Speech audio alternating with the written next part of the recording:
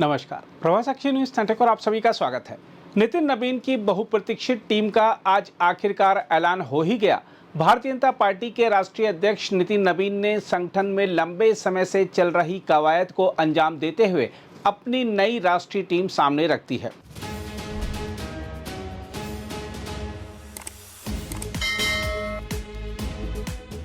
इस टीम में अनुभव, क्षेत्रीय संतुलन, सामाजिक समीकरण और चुनावी जरूरतों का ऐसा मिश्रण तैयार किया गया है जिसमें पार्टी के पुराने दिग्गजों से लेकर नए चेहरों तक को जिम्मेदारी दी गई है। लेकिन इस पूरी कवायद में दो फैसले राजनीतिक चर्चा के केंद्र में हैं। एक तो अमित मालवीय को आईटी सेल प्रमुख की जिम्मेदारी से बाहर का रास्ता दिखाया गया है, जबकि पूर्व केंद्रीय मंत्री स्मृति ईरानी की राष्ट्रीय महासचिव के तौर पर बीजेपी के शीर्ष संगठन में वापसी हुई है। हम आपको बता दें कि आईटी और सोशल मीडिया सेल की कमान अब छत्तीसगढ़ के दीपक महास्के को दी गई है। वहीं अनिल बलूनी मीडिया प्रभारी की अपनी जिम्मेदारी पर कायम है। यानी बीजेपी ने डिजिटल मोर्चे पर चेहरे में बदलाव किया है, लेकिन मीडिया प्रबंधन के मौजूदा ढांचे में निरंतरता बनाए रखी है। इस बदलाव को केवल संगठनात्मक फेरबदल मानना मुश्किल है। यह संकेत है कि नितिन नवीन डिजिटल और राजनीतिक नैरेटिव की लड़ाई में नई रणनीति और नए चेहरों के साथ उतरना चाहते हैं। साथ ही चूंकि नितिन नवीन छत्तीसगढ़ में पार्टी के प्रभारी रह चुके हैं, ऐसे में वह जानते हैं कि उस राज्य के किस नेता की कार्यक्षमता का उपयोग कहां पर करना पार्टी के लिए ज्यादा फायदेमंद रहेगा। साथ ही चूंकि नितिन नवीन छत्तीसगढ़ में पार्टी के प्रभारी रह चुके हैं, ऐसे में वह जानते हैं कि उस राज्य के किस नेता की कार्यक्षमता का उपयोग कहां पर करना पार्टी के लिए ज्यादा फायदेमंद रहेगा। इसके अलावा स्मृति ईरानी की वापसी इस टीम का सबसे बड़ा राजनीतिक संदेश है। उन्हें उत्तर प्रदेश का राष्ट्रीय महासचिव बनाया गया है। आक्रामक राजनीतिक शैली, संसदीय अनुभव और विपक्ष के खिलाफ मुखर राजनीतिक लड़ाई के लिए पहचाने जाने वाली स्मृति ईरानी को संगठन के शीर्ष स्तर पर लाना बताता है कि बीजेपी उत्तर प्रदेश जैसे निर्णायक राज्य में राजनीतिक सक्रियता को और धार देना चाहती है। राजस्थान की पूर्व मुख्यमंत्री वसुंधरा राजे सिंधिया को राष्ट्रीय उपाध्यक्ष बनाया गया है। उनके साथ तीरथ सिंह रावत, राम माधव, बैजयंत पांडा, डी पुरंदेश्वरी, रेखा वर्मा, वर्षाबेन, नरेंद्र भाई दोषी, डॉक्टर भारती, प्रवीण पवार, मनप्रीत सिंह बादल, लाल सिंह आर्य, एम नागराजा, प्रोफेसर तारिक मंसूर और डॉक्टर मधुचंद्र कर को राष्ट्रीय उपाध्यक्ष की जिम्मेदारी मिली है। 6 महिला उपाध्यक्षों की मौजूदगी से महिला प्रतिनिधित्व का संदेश भी स्पष्ट है। इसके अलावा राष्ट्रीय महासचिवों की टीम में विनोद तावड़े, सुनील बंसल, विप्लव कुमार देव, स्मृति ईरानी, डॉक्टर सतीश पूनिया, गजेंद्र पटेल, हरीश द्विवेदी और संजय भाटिया शामिल हैं। संगठन के स्तर पर बीएल संतोष राष्ट्रीय महासचिव संगठन बने हुए हैं, जबकि शिव प्रकाश और सौदान सिंह को राष्ट्रीय संयुक्त महासचिव संगठन की जिम्मेदारी मिली है। इसका अर्थ है कि नितिन नवीन ने संगठन की अनुभवी मशीनरी को बनाए रखते हुए राजनीतिक मोर्चे पर अपनी टीम को विस्तार दिया है। साथ ही 16 राष्ट्रीय सचिवों की सूची में भी व्यापक क्षेत्रीय संतुलन दिखाई देता है। कविता पाटीदार, के सुरेंद्रन, डॉक्टर भोला सिंह, डॉक्टर प्रदीप वर्मा, जगदीश ईश्वर भाई पटेल, आम आदमी पार्टी से बीजेपी में आए डॉक्टर संदीप पाठक और Phangnon Konyak, Sangeeta Yadav, Anil Antony, doctor M Venkatesan, Manoj Tigga, Siddharth Shambhu, doctor Swadesh Singh, Mriganka देव बर्मन, रोहन गुप्ता और जयप्रकाश को राष्ट्रीय सचिव बनाया गया है। इनमें दक्षिण, पूर्वोत्तर, पूर्वी भारत, हिंदी पट्टी और शहरी राजनीतिक पृष्ठभूमि सभी को जगह मिली है। नई टीम के अन्य हिस्से भी राजनीतिक संकेत दे रहे हैं। केंद्रीय कार्यालय प्रभारी तरुण चुग और केंद्रीय कार्यालय सचिव महेंद्र पांडे बनाए गए हैं। नॉर्थ ईस्ट कोऑर्डिनेटर की जिम्मेदारी डॉक्टर संबित पात्रा और संयुक्त कोऑर्डिनेटर की जिम्मेदारी राजीव बब्बर को दी गई है। सभी सेल्स के समन्वय की कमान विष्णुदत्त शर्मा को मिली है, जबकि ऋतुराज सिन्हा और विष्णुवर्धन रेड्डी संयुक्त समन्वयक होंगे।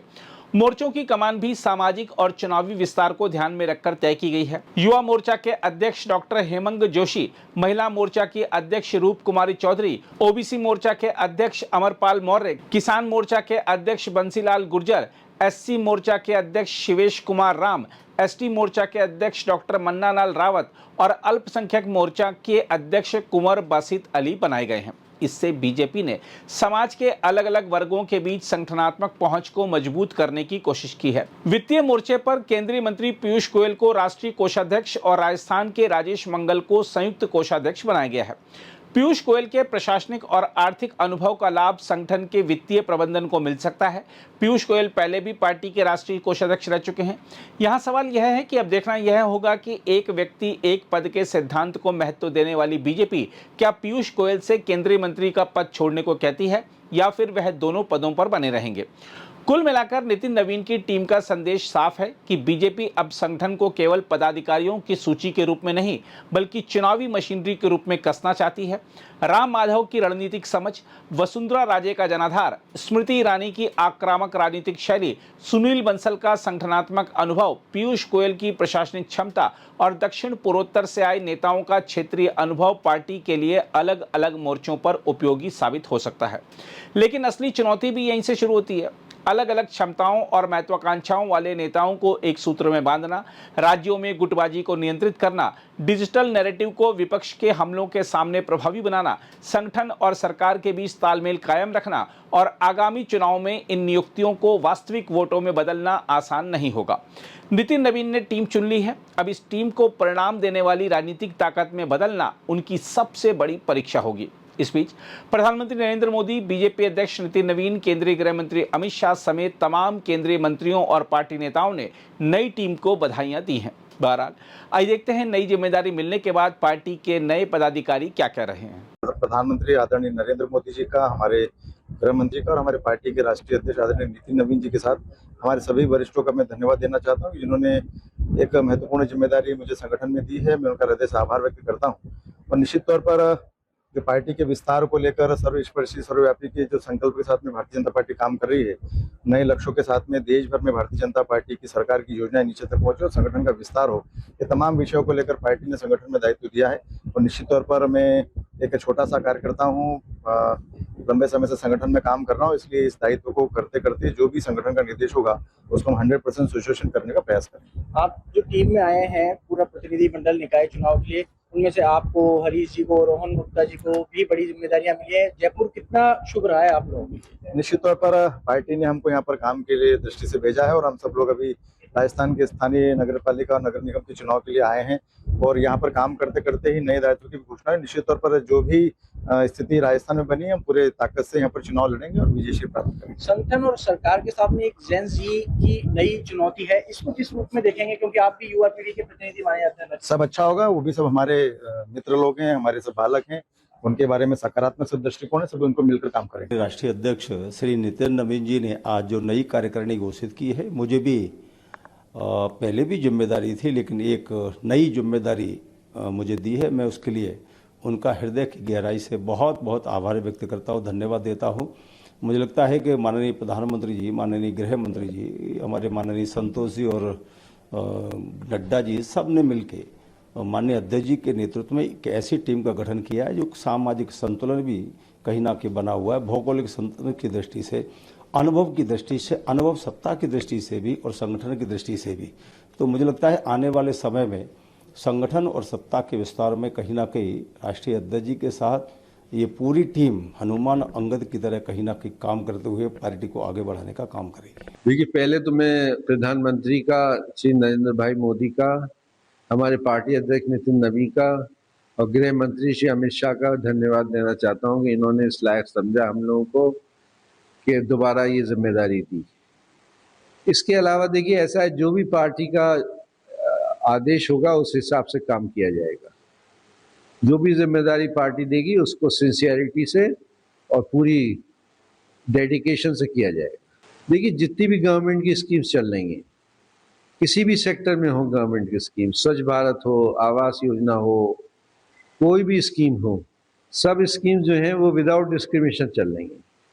हर वर्ग को जो है उसका फ़ायदा मिल रहा है, चाहे किसी भी कास्ट का हो, रिलीजन का हो, किसी भी कम्युनिटी का हो, किसी भी कोई भी उसका इकोनॉमिक स्टेटस हो, सबको लाभ मिल रहा है।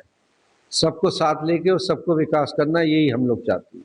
यदि ये यूपी के चुनाव भी हैं और बाकी प्रदेशों के चुनाव भी हैं, ये तो नेशनल ऑफिस बेरर्स हैं, तो सभी प्रदेशों के लिए हैं, सिर्फ यूपी के लिए नहीं है ये। तो इसमें जो है वो हम लोग सब मिल के काम करेंगे। अगर सब मिल के काम करेंगे, टीम वर्क से काम होगा, तभी काम हो पाएगा। सेंट्रल गवर्नमेंट को भी काम करना होगा, स्टेट गवर्नमेंट को भी काम करना होगा, सोसाइटी को काम करना होगा, नॉन गवर्नमेंट ऑर्गेनाइजेशंस को भी काम करना होगा। इसलिए हमें जो है वो विकसित भारत बनाना है जिसका हर आदमी को फायदा मिले 2047 तक। विकसित उत्तर प्रदेश बनाना है और विकसित भारत बनाना है 2047 तक। तो इसमें हर सेक्शन को इसका फायदा मिलेगा, चाहे वो मेजॉरिटी का हो, माइनॉरिटी का हो, किसी कास्ट का हो, किसी कम्युनिटी का हो, किसी चीज का हो, समुदाय का हो, हर ही आदमी को इसका लाभ मिलना है। अगर आप भी लेना चाहते हैं देश दुनिया की तमाम जानकारी तो आज ही सब्सक्राइब करें हमारे चैनल को। साथ ही नीचे दिए बेल आइकन को जरूर दबाएं ताकि हर अपडेट आप तक पहुंच सके।